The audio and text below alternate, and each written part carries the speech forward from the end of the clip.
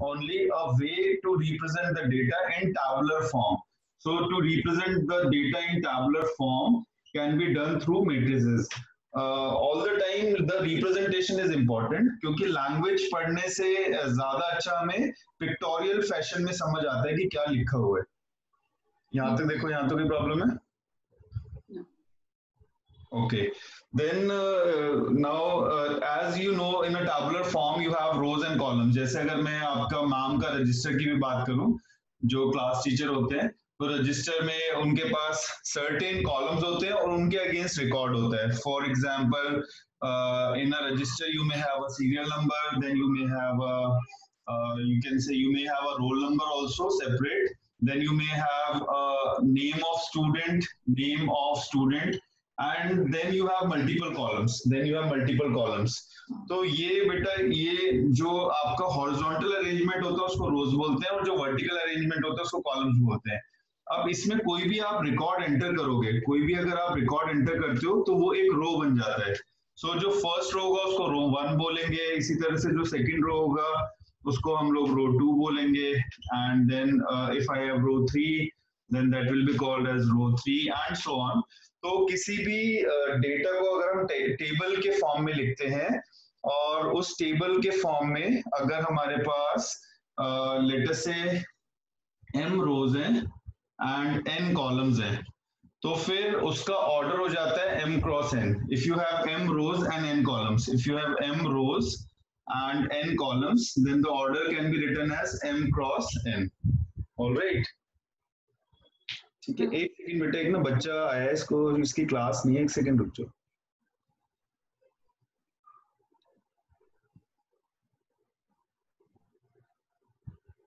ख्याति,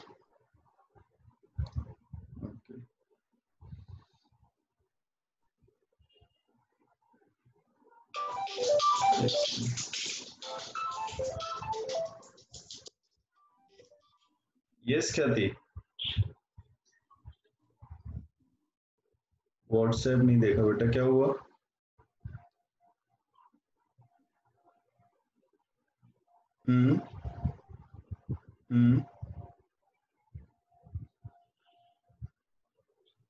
आज तो क्लास है ही नहीं ना बेटा, आज नहीं है क्लास आप लोग की.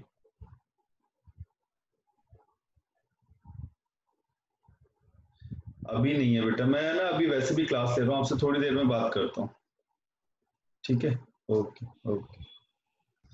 यस, सो इसमें बच्चे आप ये ध्यान रखना है आपको कि अगर किसी भी मतलब किसी भी टेबल में आपके पास number of rows into number of columns है, तो number of rows into number of columns is termed as order. It is termed as order of the matrix. It is called as order of matrix.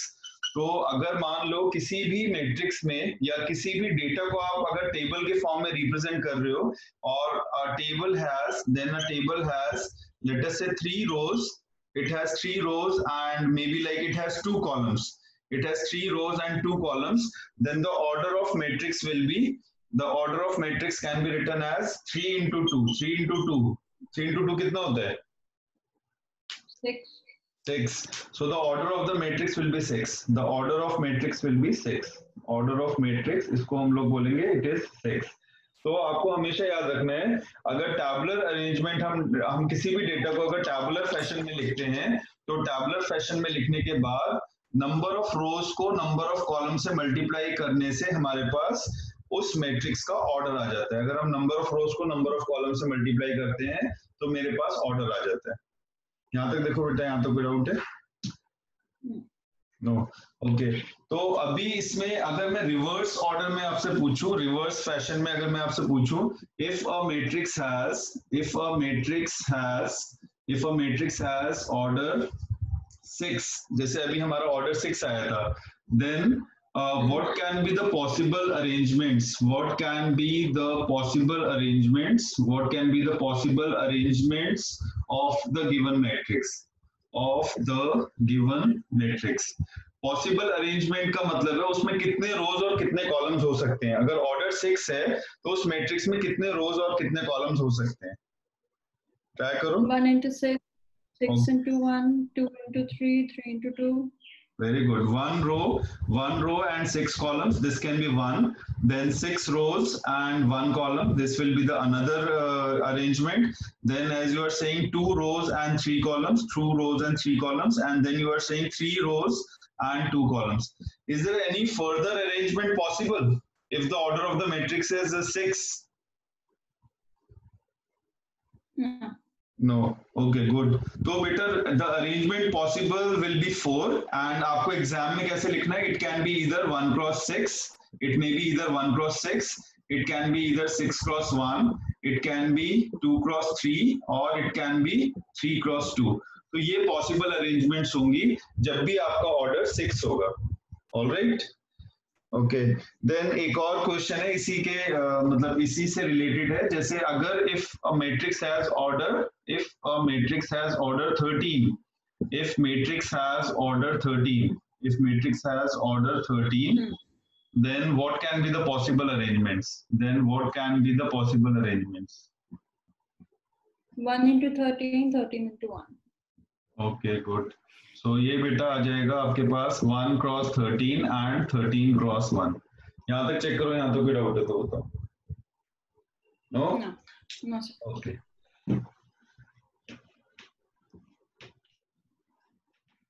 फिर इसमें बच्चे आता है like अभी हम लोग अलजेब्रा भी करेंगे लेकिन उससे पहले आपको टाइप्स ऑफ मैट्रिक्स पता होना चाहिए. Types of a matrix can be either a rectangular matrix. तो रेक्टेंगुलर मैट्रिक्स होता है सबसे पहले it can be a rectangular matrix. Rectangular matrix has m rows and n columns. It has m rows and n columns where m is not equal to n. It has m rows and n columns where m is not equal to n. तो जब भी आपके order में number of रोज और number of columns differ करेंगे तो फिर जो मैट्रिक्स होगा वो रेक्टेंगुलर मैट्रिक्स होगा. For example if a matrix has 2 rows and 3 columns then it will be a rectangular matrix. यहाँ तक देखो, यहाँ तो कोई डाउट है? ओके नेक्स्ट है बच्चे, इसमें अगर हम आगे जाते हैं रेक्टेंगुलर मैट्रिक्स के बाद जो नेक्स्ट कंपोनेंट है उसको हम बोलते हैं रेक्टेंगुलर का ही टाइप होता है जिसको हम बोलते हैं रो मैट्रिक्स. तो इसमें बेटा आपको याद रखना है row matrix will have only a single row and multiple columns. So if a matrix has a single row, and multiple columns, if a matrix has single row and multiple columns, then it is said to be known as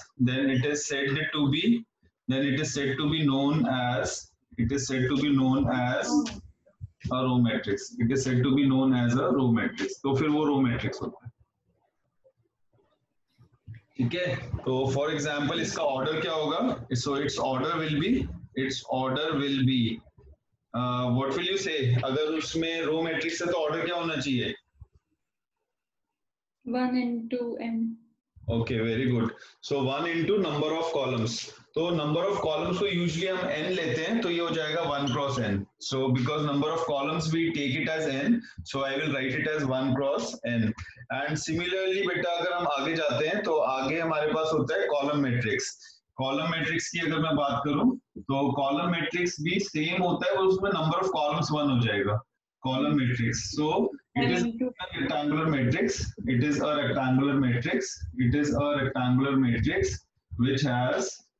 is a rectangular matrix which has a single column and multiple rows. It has a single column and multiple rows. तो इसका order कितना होगा? m into 1. Very good. So the order of the matrix will be m cross 1. The order will be it will be m cross 1. अब बेटा मेरे को ये बताओ स्क्वायर मैट्रिक्स के बारे में कोई आइडिया है आपको? Square matrix square matrix sir उसमें m is equal to n हो जाएगा. Yes, obviously m is equal to n हो जाएगा. ठीक है, तो इसमें बेटा आपको याद रखना है, अगर रेक्टेंगुलर मैट्रिक्स में m और n दोनों बराबर हो जाता है तो फिर वो स्क्वायर मैट्रिक्स हो जाएगा। अगर रेक्टेंगुलर मैट्रिक्स में दोनों बराबर हो जाता है तो फिर वो स्क्वायर मैट्रिक्स हो जाएगा। ऑलराइट, ये समझ आ रहा है बेटा? Yes sir. So in this अगर आप देखोगे, आपको ये याद रखना है, square matrix is a matrix in which we have same number of rows and columns. So square matrix is a matrix, square matrix is a matrix, it is a matrix, it is a matrix in which, it is a matrix in which we have same number of rows and columns, same number of rows and columns. It is a matrix in which we have same number of rows and columns. So if a matrix has m rows and n columns such that m is equal to n, then it is termed as a square matrix. It is termed as a square matrix. तो फिर हम इस matrix को square matrix बोलते हैं, और ये भी एक रेक्टेंगुलर मैट्रिक्स का ही टाइप होता है विद दिस एक्सेप्शन। ये भी एक रेक्टेंगुलर मैट्रिक्स का टाइप होता है with this exception. So basically square matrix is also a rectangular matrix, but here the number of rows are equal to number of columns. All right, okay, so square matrix is a rectangular matrix. आपकी आवाज बीच में cut रही है। बीच में cut रही है आवाज? Yes sir. Okay, अभी आ रही है प्रॉपर या अभी भी कट रही है? ओके, स्क्वायर मैट्रिक्स अभी भी कट रही है। ओके, तो मे बी बेटा थोड़ा वो सिग्नल इशू बीच में आ जाता है, लेकिन अगर ज्यादा प्रॉब्लम होगी then I will try to switch, मतलब ये दूसरे फोन से मैं ट्राई करूंगा, बट अभी फिलहाल देखो अगर प्रॉपर समझ आ रहा है। ओके, तो इसमें बच्चे आपको याद रखना है, अगर स्क्वायर मैट्रिक्स एक रेक्टेंगुलर मैट्रिक्स होता है, square matrix is a rectangular matrix where rows equals columns, square matrix is a rectangular matrix where rows equals columns. अब इसमें स्क्वायर मैट्रिक्स में आपको याद रखना, ऑर्डर में हम मल्टीप्लिकेशन नहीं करते। जैसे अगर मान लो किसी भी मैट्रिक्स में 2 रोज और 2 कॉलम्स हैं, so if a matrix has 2 rows and 2 columns, if a matrix has 2 rows and 2 columns, so what do you think will be its order? Order बेटा कितना होगा? 4। तो इसमें बच्चे हमें ना ये याद रखना है, जब भी हमारे पास जब भी हम स्क्वायर मैट्रिक्स की बात करेंगे तो ऑर्डर में सिर्फ एक ही वैल्यू कंसीडर करनी, मल्टीप्लाई नहीं करना। तो ऑर्डर ऑफ अ मैट्रिक्स इसका हो जाएगा 2। Here what you have to write, for a square matrix its order will be either the number of rows or the number of columns, either the number of rows, या तो उसको हम number of rows लेंगे या फिर हम उसको number of columns लेंगे, दोनों नहीं लेना। तो जैसे अगर मेरे पास किसी भी मैट्रिक्स में 2 rows और 2 columns हैं, then a matrix having 2 rows and 2 columns has order 2। इसका जो ऑर्डर होगा वो 2 होगा। ऑर्डर नहीं, मतलब ऑर्डर में आप इसमें मल्टीप्लाई नहीं करोगे, या तो आप नंबर ऑफ रोज को लिखोगे या फिर आप नंबर ऑफ कॉलम्स को लिखोगे। ऑलराइट, तो अगर मेरे पास 3 रोज और 3 कॉलम्स है किसी मैट्रिक्स में, तो उसका ऑर्डर कितना होगा? 3। Very good, the order of the matrix will be 3। अब ये तो बेटा बात हो गई मैट्रिक्स में, मतलब स्पेसिफिकेशंस जो हैं। अभी ना स्क्वायर मैट्रिक्स को आप मल्टीपल टाइप्स में भी कन्वर्ट कर सकते हो, लेकिन उससे पहले मैं थोड़ा अलजेब्रा आपको समझाना चाहता हूँ। मतलब अभी हम लोग आगे पढ़ेंगे कि स्क्वायर मैट्रिक्स के बहुत सारे टाइप्स होते हैं। स्क्वायर मैट्रिक्स में बहुत सारे टाइप्स होते हैं, जिसमें से आता है डायगोनल मैट्रिक्स एक टाइप होता है, डायगोनल मैट्रिक्स। फिर डायगोनल मैट्रिक्स का एक टाइप होता है जिसको हम बोलते हैं स्केलर। फिर स्केलर मैट्रिक्स का एक टाइप होता है जिसको हम बोलते हैं आइडेंटिटी।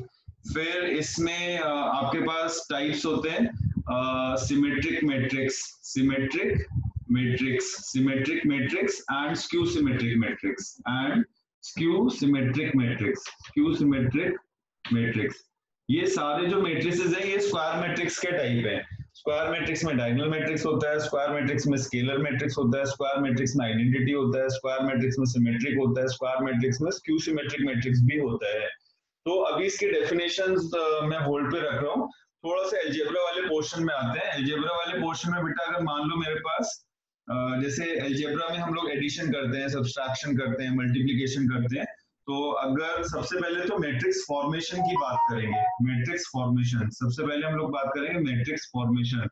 तो बच्चे मैट्रिक्स फॉर्मेशन का मीनिंग क्या होता है कि अगर आपको कोई भी एलिमेंट दिया हुआ है, for example Aij is a 2 cross 3 matrix, is a 2 cross 3 matrix where Aij is equal to I plus j by 2, where Aij is equal to I plus j by 2। तो इसमें आपको क्या करना है, मैट्रिक्स फॉर्म करना है जिसमें 2 रोज होने चाहिए, 3 कॉलम्स होने चाहिए और उसके एलिमेंट्स हमको ऐसे लिखने हैं। तो अभी अगर मान लो किसी भी मैट्रिक्स में 2 रोज हैं, तो यहाँ पे आप बनाओगे रो 1, यहाँ पे आप बनाओगे row 2 and then you have 3 columns, तो आप बनाओगे कॉलम 1, देन फिर कॉलम 2, देन फिर column 3। So if a matrix has 2 rows and 3 columns, तो ये वाला जो एलिमेंट होगा इसकी बेटा पोजीशन है फर्स्ट रो और फर्स्ट कॉलम के इंटरसेक्शन पे, तो इसको आप लिखोगे A11 because it lies at the intersection of first row and first column. Similarly this element lies at the intersection of first row and second column, तो इसको लिखेंगे A12। Then this element lies at the intersection of first row and third column, then second row and first column, तो A21, then second row and second column, तो ये बेटा A22 आ जाएगा, second row and third column, तो ये A23 आ जाएगा। पहले ये चेक करो, इसमें कोई डाउट है? No. So in general, what we have to do in general, we can specify the positions of the element with respect to कि वो कौन से रो और कौन से कॉलम के इंटरसेक्शन पे आएंगे। अब अगर मेरे को ये मैट्रिक्स फॉर्मुलेट करना है तो मेरे को ये फॉर्मूला यूज करना है। यहाँ पे जो पहला नंबर है वो I के लिए होता है, दूसरा नंबर जो है वो J के लिए होता है। तो अगर मैं A11 इससे इवैल्यूएट करूंगा तो A11 में I को 1 रखेंगे, J हो जाएगा 1 + 1/2 which is 1। फिर A12 फॉर्मुलेट करेंगे तो A12 बेटा आ जाएगा 1 + 2/2 यानी कि 3/2।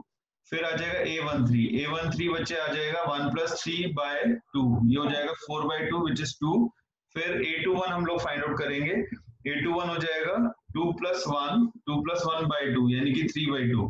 फिर A22 बेटा आपके पास आ जाएगा, A22 will be 2 + 2/2, तो 2 + 2/2 will be 2 + 2/2 4/2 is 2। फिर A23 कैलकुलेट करना है, A23 हो जाएगा 2 + 3/2 5/2। तो इसमें आप अगर देखोगे तो ये वैल्यूज अगर हम सब्स्टिट्यूट करते हैं तो वैल्यू सब्स्टिट्यूशन में बेटा A11 में आपके पास 1 आ जाएगा, यहाँ पे 1 लिख दो, A12 में 3/2 आ जाएगा, यहाँ पे 3/2 लिख दो, A13 में आपके पास 2 आ जाएगा तो 2 लिख दो, then this will be 3/2, then you have 2 and then you have 5/2। So this is how the matrix can be formed। ठीक है, इस तरह से मैट्रिक्स फॉर्मेशन कर सकते हैं। इसमें चेक करो, इसमें कोई डाउट है तो बताओ। यहाँ पे कोई प्रॉब्लम है? Okay, now try to formulate a 2 × 2 matrix, form a 2 × 2 matrix, form a 2 × 2 matrix where Aij is equal to I raised to the power j into 3, it is equal to I raised to the power j into 3 या 3 into I raised to the power j। इसको formulate करना है, इसको try करो बेटा एक बार।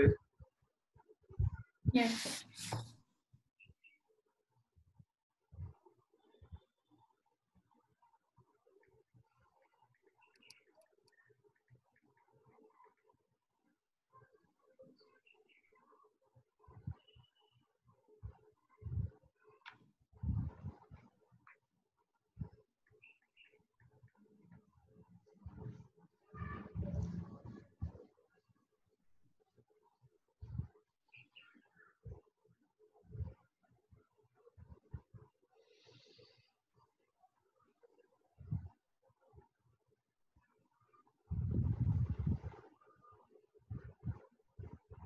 इसमें आ रहा है A11 is 3, A12 is 3, A21 is 6 और A22 is 12. A22 is 12. तो ये बेटा हो जाएगा बेसिकली A11 के लिए आपने जो इवैल्यूएशन किया होगा वो ऐसे किया होगा ना 1 raised to the power 1 into 3, तो ये 3 आ जाएगा, then 1 raised to the power 2 into 3, ये भी 3 आ जाएगा, ठीक है, then A21 will be 1 raised to the power 2 raised to the power 1 into 3 6 and then 2 raised to the power 2 4 3 12, ठीक है बेटा, गुड। यहाँ तक चेक करो, यहाँ तो कोई डाउट है तो बताओ, यहाँ तो कोई प्रॉब्लम है? No, sir. अब बेटा ये ट्राई कर लो, this is basically page number 64 question number 5 का फर्स्ट पार्ट। इसमें आपको 3x4 मैट्रिक्स कंस्ट्रक्ट करना है, 3x4 मैट्रिक्स आपको कंस्ट्रक्ट करना है, जिसमें आपको aij गिवन है, aij it is given as half times of modulus of minus 3i plus j. Do you know what is modulus of minus 5? Modulus of minus 5, very good. And modulus of 5 होता है तो कितना होता है? 5, तब भी 5 होता है। तो यहाँ पे मॉडुलस का साइन का मतलब है कि आपको अगर नेगेटिव आंसर भी आ रहा है then also you have to consider the positive value. Okay, इसको बेटा ट्राई करो, 3x4 मैट्रिक्स बनाना है।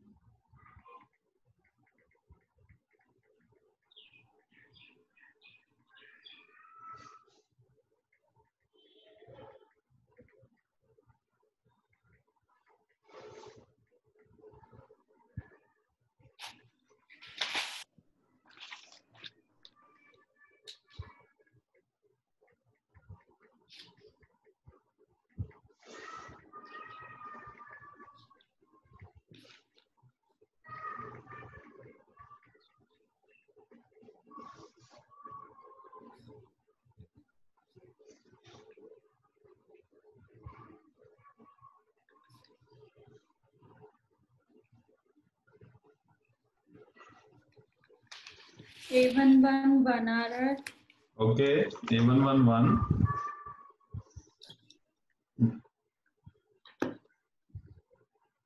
आप इसमें भी ना 2x2 के मेरे को बता दो, मतलब 3x4 मत करो, 2x2 कर लो, नहीं तो फिर सारा टाइम इसी में चला जाएगा। 2x2 के लिए बता दो कितना आ रहा है। ठीक है, 1 मिनट।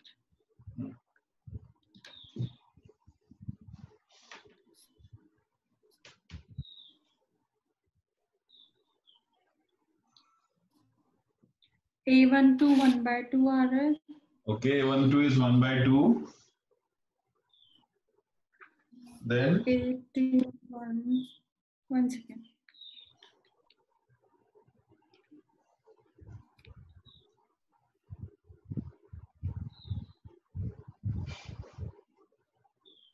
A21 5/2 आ रहा है।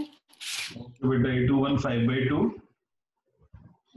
और A22 1 सेकेंड।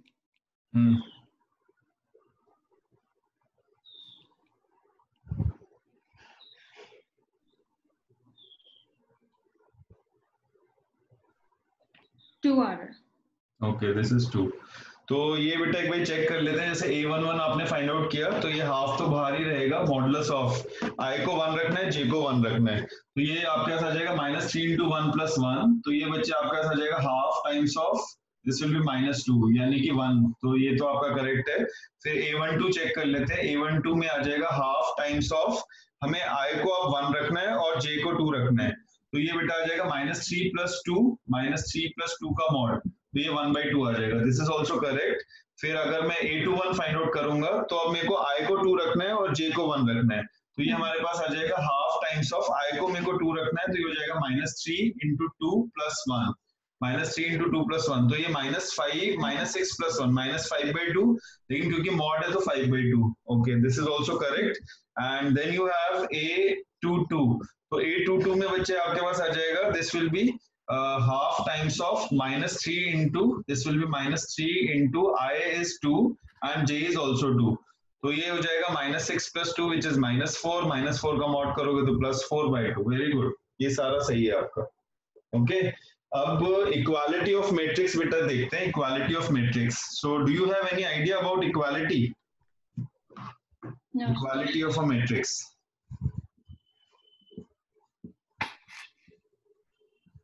इसके बारे में बेटा कोई आइडिया इक्वालिटी के बारे में? तो इसमें बच्चे आपको ये याद रखना है, if A and B are two matrices of same order, या हम बोल सकते हैं two matrices A and B, two matrices A and B are said. अच्छा सर, हाँ याद आ गया। हाँ जी, इसमें जैसे मैट्रिक्स ए है और मैट्रिक्स बी है, तो मैट्रिक्स ए का जो फर्स्ट वो होगा एलिमेंट, वो ही मैट्रिक्स बी के फर्स्ट एलिमेंट के इक्वल होगा। Very good. और कंडीशन बेटा इसके अलावा भी कुछ और हो सकती है क्या? इसके अलावा और कुछ भी हो सकता है? मतलब ये तो बिल्कुल ठीक है, इसके अलावा would there be any relationship between their orders, order of the two matrices? Same. Yes, order has to be same. अगर order same नहीं होगा तो equality हो नहीं सकती है। तो आपको ये याद रखना है, two matrices A and B are said to be equal, are said to be equal. Two matrices A and B are said to be equal if number one, they have same order, they have same order.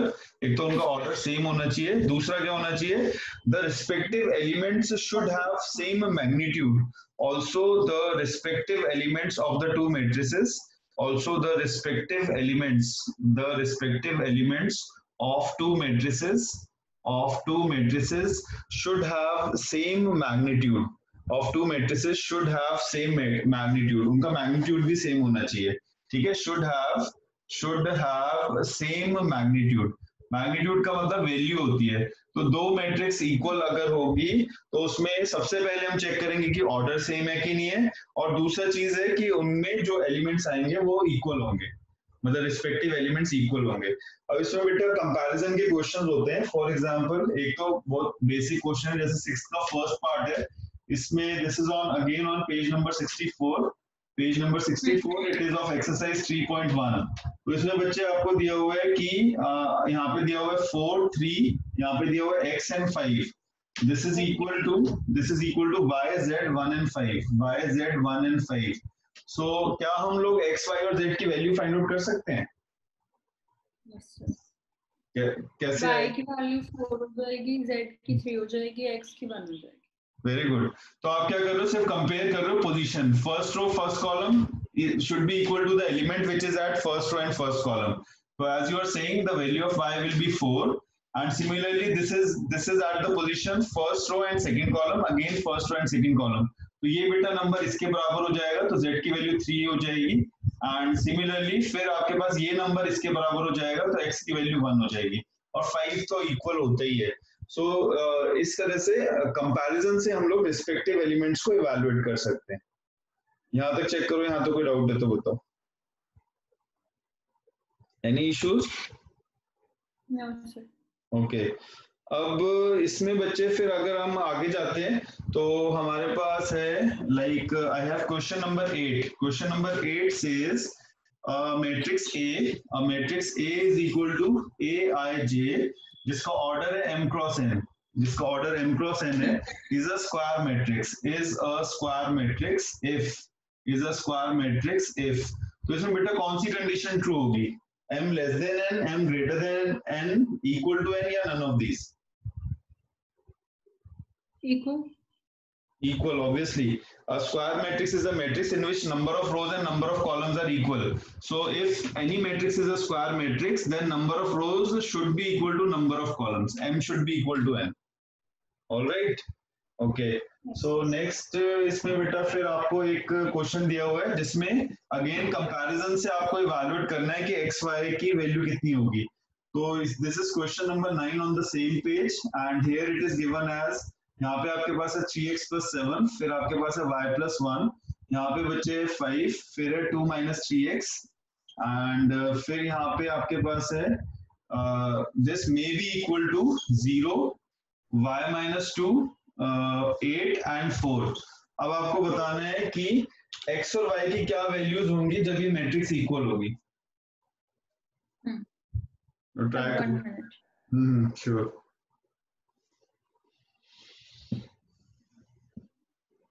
x is equal to -7/3.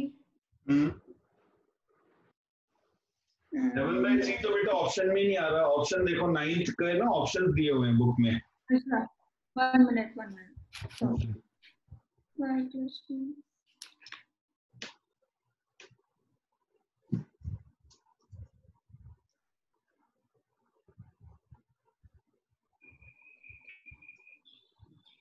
y is equal to 7.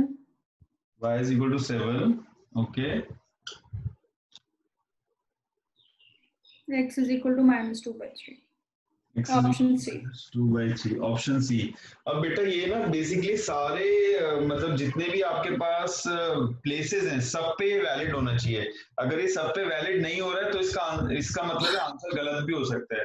जैसे y मेरे पास दो जगह है, या तो यहाँ पर है y या फिर यहाँ पे है, तो ये दोनों इक्वेशंस में 7 सेटिस्फाई करना चाहिए। तो एक इक्वेशन तो हो गई y + 1 = 8, ये तो ट्रू हो जाएगा अगर मैं 7 लेता हूँ इसको।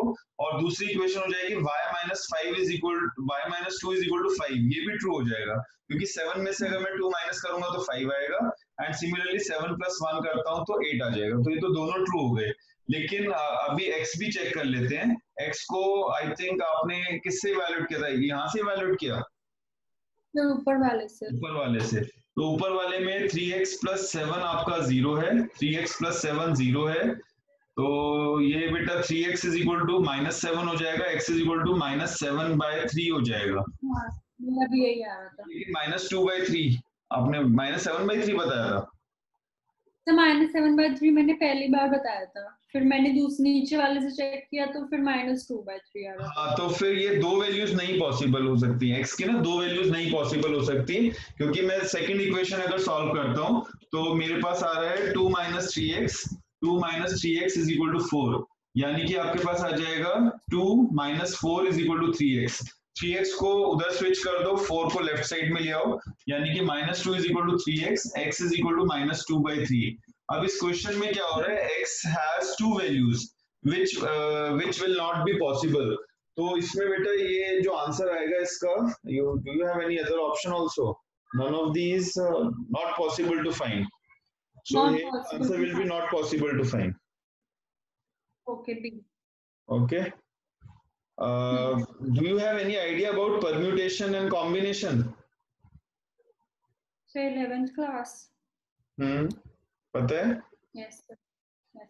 10th क्वेश्चन ट्राई करो। फिर इसमें लिखा है द नंबर ऑफ, मतलब एक आपके पास कोई भी 3x3 मैट्रिक्स है और उस 3x3 मैट्रिक्स में आपको या तो 0 प्लेस करना है या 1 प्लेस करना है। So we have a 3x3 matrix. For a 3x3 matrix, if every entry is either 0 or 1, then how many matrices are possible? Then how many matrices are possible? How many matrices are possible? कितना होगा? मुझे समझ नहीं आ रहा। ये समझ नहीं आ रहा।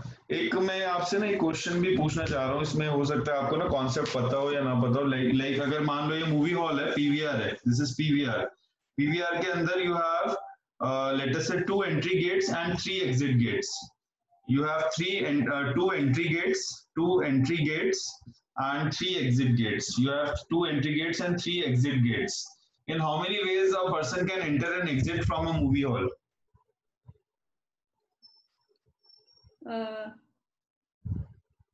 Total number of ways in which a person can enter and then exit from the hall. 6. 6 कैसे आएगा बेटा? 3 into 2, ओके 6 ही आएगा। बेसिकली ये फंडामेंटल प्रिंसिपल ऑफ काउंटिंग, ये जो प्रोसीजर है इसको बोलते हैं fundamental principle of counting.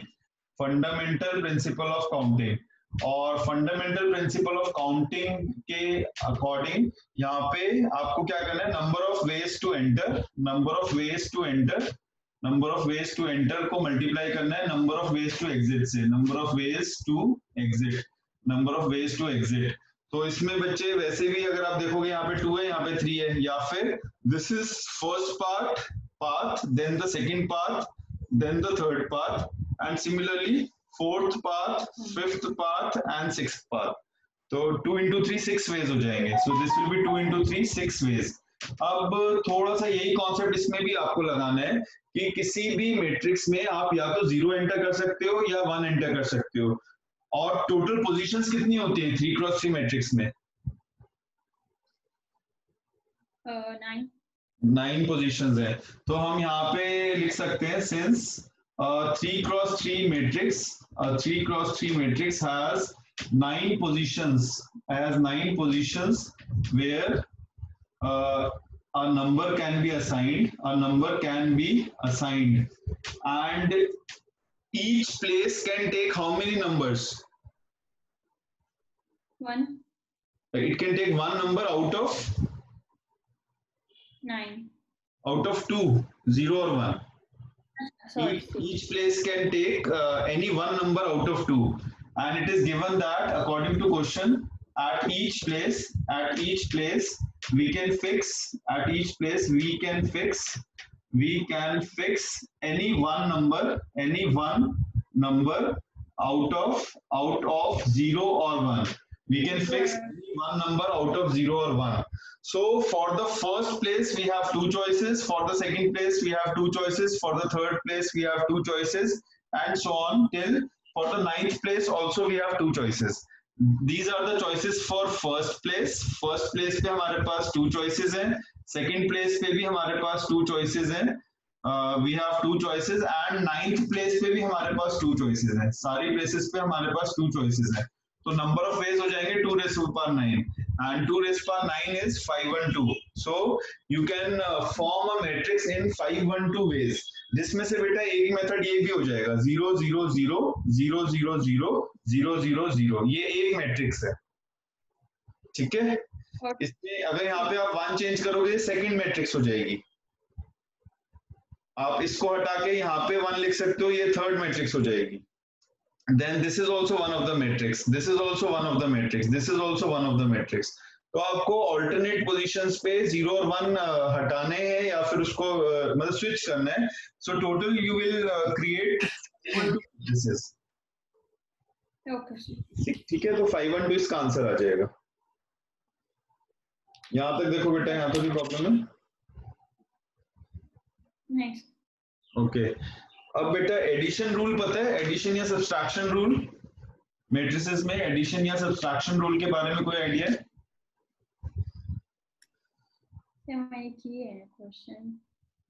Okay, rule पूछ रहा हूँ. क्वेश्चंस तो आपने किए होंगे, क्वेश्चंस तो इजी हैं, बट रूल पूछ रहा हूँ. रूल के बारे में कोई आइडिया है? जैसे अगर मान लो एक मैट्रिक्स है A, इसका ऑर्डर है m क्रॉस n, और दूसरी मैट्रिक्स है B, इसका ऑर्डर है p cross q. So do we have any specific rules for addition या subtraction? For addition या subtraction, do we have any specific rule?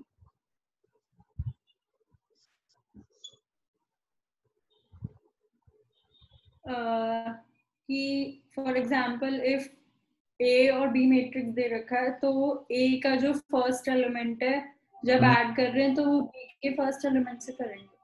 अच्छा, उससे पहले और कुछ बेटा चेक कर सकते हैं? वो तो आप बिल्कुल सही बता रहे हो, वो तो ठीक है. मतलब रिस्पेक्टिव एलिमेंट्स को ही हम ऐड करेंगे या रिस्पेक्टिव एलिमेंट्स में से ही डिफरेंस फाइंड आउट करेंगे. So that is absolutely correct, but I would like to know prior to that क्या कुछ और भी हमें चेक करना पड़ेगा? सर कि हमें ऑर्डर चेक करना होगा. Very good. Order different order में हम एडिशन कर सकते हैं? ऑर्डर डिफरेंट नहीं कर सकते ना. सो फॉर एडिशन या subtraction what you have to know in मतलब for these operations, for addition या subtraction, the order of the given matrices has to be same. अगर ऑर्डर सेम नहीं है तो फिर आप ये एडिशन या सब्सट्रैक्शन नहीं कर सकते हो. तो ऑर्डर सेम है यानी कि m की वैल्यू p आ जाएगी एंड n की वैल्यू q आ जाएगी. यहाँ पे m की जगह पे p आ जाएगा और n की जगह पे q आ जाएगा। सो इस अगर ये 3x2 है तो ये भी 3x2 होना चाहिए, तब आप एडिशन या सब्सट्रैक्शन कर सकते हो। And then we can add or find the difference of respective elements of matrices, जो अभी आप बता रहे थे कि फर्स्ट एलिमेंट को फर्स्ट एलिमेंट के साथ हमें ऑपरेट करना है।